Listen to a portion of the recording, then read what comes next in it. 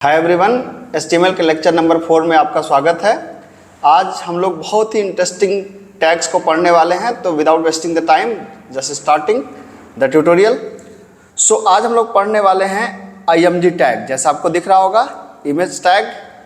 ये image tag हमारा जो टैग है ये इमेज को एम्बेड करता है। किसी भी वेब पेज पे अगर आपको इमेज को लगानी हो, चिपकानी हो, तो आप इसका यूज कर सकते हैं। मार्क्यू और एंकर टैग मैं थोड़ी देर में आपको बताता हूं। तो सबसे पहले हम लोग बात स्टार्ट करते हैं इमेज टैग का। तो इमेज टैग करता क्या है? सिंपली अगर एक वेब पेज आपके पास है और उस वेब पेज पे आपको कोई इमेज को लगाना है, जैसे आपने ये वेब पेज है और इस वेब पेज पे कोई इमेज आप यहाँ पे लगाना चाहते हैं, तो IMG टैग इस्तेमाल कर सकते हैं। इमेज लगाने के समय आपको एक बात ध्यान रखनी चाहिए कि ये जो IMG टैग है आपका, वो इमेज को तो कहीं से भी उठा सकता है, लेकिन अच्छा होगा कि इमेज को आप उसी फोल्डर में रखें जहाँ पे आप अपने प्रोग्राम को सेव कर रहे हैं। फॉर एग्जांपल, जैसे मान लीजिए कि आप अब इमेज टैग के एट्रीब्यूट्स को देखिए। पहला कौन सा एट्रीब्यूट है? SRC attribute. सोर्स, इमेज की विड्थ कितनी होगी, हाइट कितनी होगी, ऑल्टरनेट टेक्स्ट क्या होगा। ऑल्टरनेट टेक्स्ट क्या है मैं आपको थोड़ी देर में बताता हूँ, ठीक है। तो अब आते हैं यहाँ पर। मैंने पहले ही क्या कर रखा है कि जिस फोल्डर में मैं प्रोग्राम को सेव कर रहा हूँ उस फोल्डर में मैंने इमेज को एक रखा है, DKS नाम से रखा है। इसका टाइप है PNG। याद रखिएगा कि इमेज का एक्सटेंशन यहाँ पे JPG है तो JPG देना पड़ेगा, PNG है तो PNG देना पड़ेगा। ये आप यहाँ से देख लीजिएगा कि इमेज का एक्सटेंशन क्या है, तब जाके इमेज आपकी आएगी। तो इमेज का नाम क्या है? इमेज का नाम है DKS.png। तो मान लीजिए मैंने यहाँ पे कहा कि H1, मैंने अपना नाम लिखा धनंजय कुमार शर्मा, और H1 को मैंने यहाँ पर क्लोज किया और यहाँ पे लगाया IMG SRC। SRC मतलब सोर्स। इमेज का नाम क्या था? DKS.png थी, तो PNG मैंने यहाँ पे एक्सटेंशन दे दिया। ये डिपेंड करता है कि आप एक्सटेंशन क्या देते हैं। अगर JPG फाइल है तो JPG देंगे, PNG है तो PNG, BMP है तो BMP जो एक्सटेंशन होगा। अब आप यहाँ पे या तो IMG को ऐसे क्लोज कर सकते हैं या तो नए कन्वेंशन के हिसाब से ऐसे क्लोज कर सकते हैं। जो भी आपको उचित लगे वो आप कर लीजिए। अब मैं इसको देखिए एक बार रन करा के देखता हूँ अपने ब्राउजर पे। तो ये देखिए धनंजय कुमार शर्मा, आपकी ये इमेज आपकी पूरी यहाँ पे आ गई, ठीक है। तो ये इमेज आपकी यहाँ पे आ गई। इस इमेज को अगर आपको छोटा बड़ा करना हो तो आप यहाँ से विड्थ लगा सकते हैं। जैसे आपको लगता है कि थोड़ा मुझे इसको छोटा करना चाहिए तो विड्थ मैं इसको कर दूँ 250 पिक्सल। विड्थ कर देंगे तो हाइट अपने आप उसको एडजस्ट कर लेगा, लेकिन अगर आप हाइट अलग से करना चाहें तो आप कर सकते हैं, आपकी चॉइस है। तो ये देख सकते हैं इन्होंने इमेज को यहाँ पे अपने आप एडजस्ट कर दिया इसको। अब इमेज में एक होता है ऑल्टरनेट टेक्स्ट, ALT में मैंने लिख दिया धनंजय कुमार शर्मा। अब ऑल्ट टैग का काम क्या है? ऑल्ट टैग का काम तो कुछ समझ ही नहीं आएगा कि ऑल्ट टैग का काम क्या है। ये तो कुछ आ ही नहीं रहा है आउटपुट यहाँ पर। देखिए, जो अभी पहली बार HTML पढ़ रहे हैं शायद उनको समझ में नहीं आया, लेकिन जो थोड़ा जानकार है उनको पता होगा कि कल को हो सकता है कि इस इमेज को हम डायनेमिकली उठाएं डेटाबेस से या यूजर इनपुट से। तो हो सकता है इमेज लोड ना हो। मतलब मान लीजिए मैंने इमेज का नाम गलत कर दिया, ठीक है।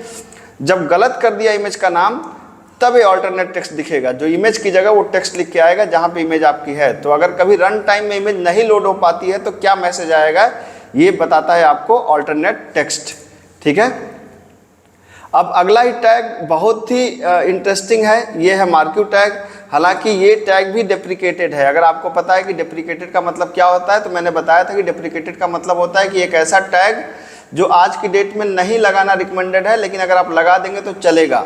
तो मार्क्यू क्या करता है? स्क्रॉलिंग टेक्स्ट क्रिएट करता है। स्क्रॉलिंग टेक्स्ट क्रिएट करता है क्यों? जैसे मान लीजिए कि मैं चाहता हूं कि मेरी इमेज मूव करे, तो मैंने यहाँ पे लगा दिया मार्क्यू, ठीक है। तो मार्क्यू, ये आपने यहाँ पे मार्क्यू को ये कर दिया, ये देखिए मार्क्यू आपका आ गया, ठीक है।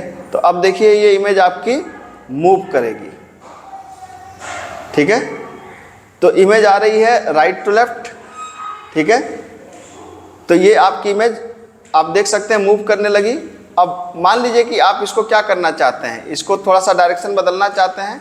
तो हमने कह दिया डायरेक्शन इक्वल टू मान लीजिए राइट।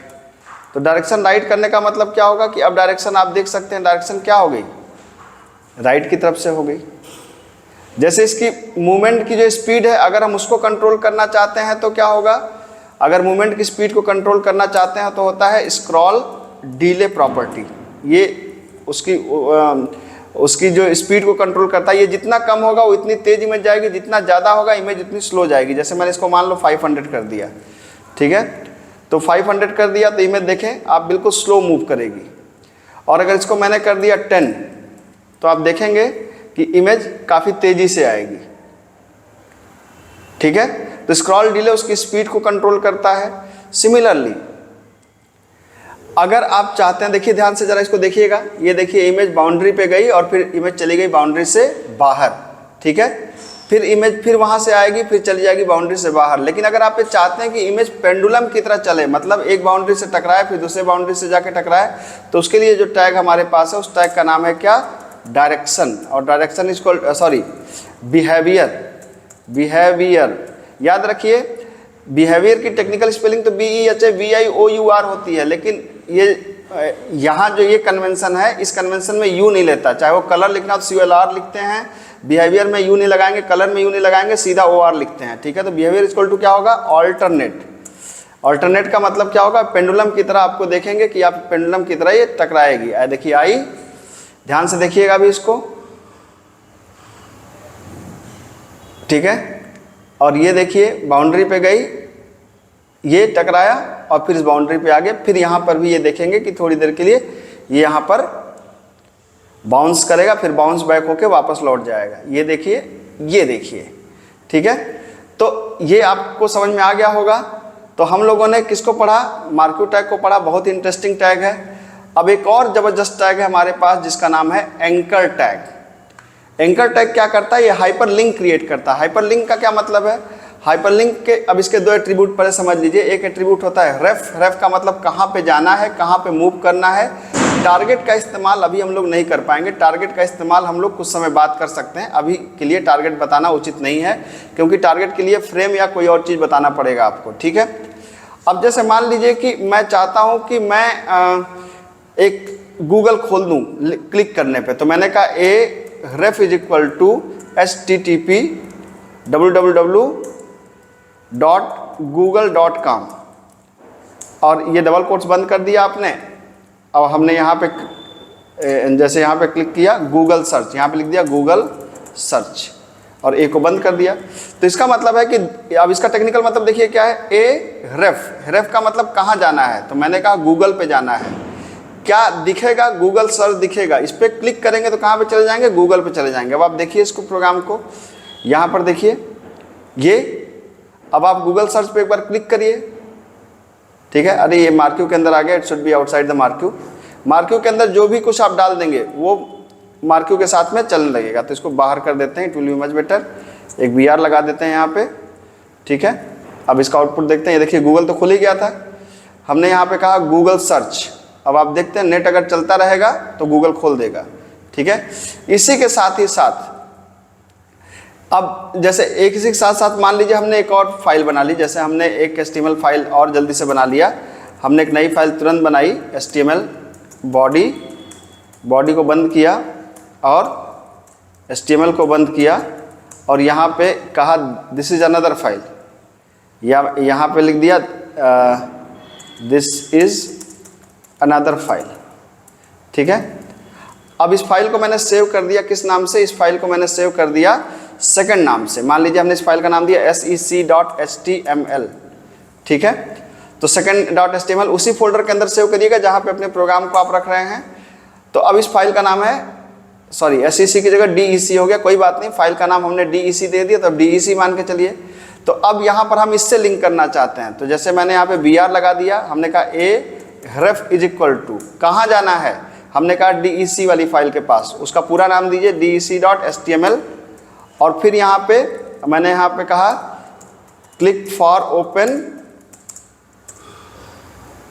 अनदर फाइल, या मैंने कहा DEC फाइल। चलिए उस फाइल का नाम DEC था, DEC फाइल कर दिया हमने ये।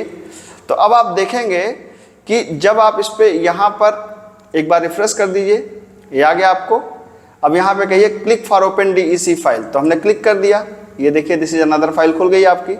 मतलब ये हाइपरलिंक क्या क्रिएट करता है? हाइपरलिंक एक लिंक क्रिएट करता है जिसके थ्रू हम लोग एक पेज से दूसरे पेज पे मूव हो सकते हैं। जैसे वेबसाइट के अंदर क्या होता है, मल्टीपल पेजेज होते हैं, सब एक दूसरे से लिंक होते हैं। तो लिंकिंग आप किसकी मदद से कर सकते हैं? हाइपर लिंक की मदद से कर सकते हैं।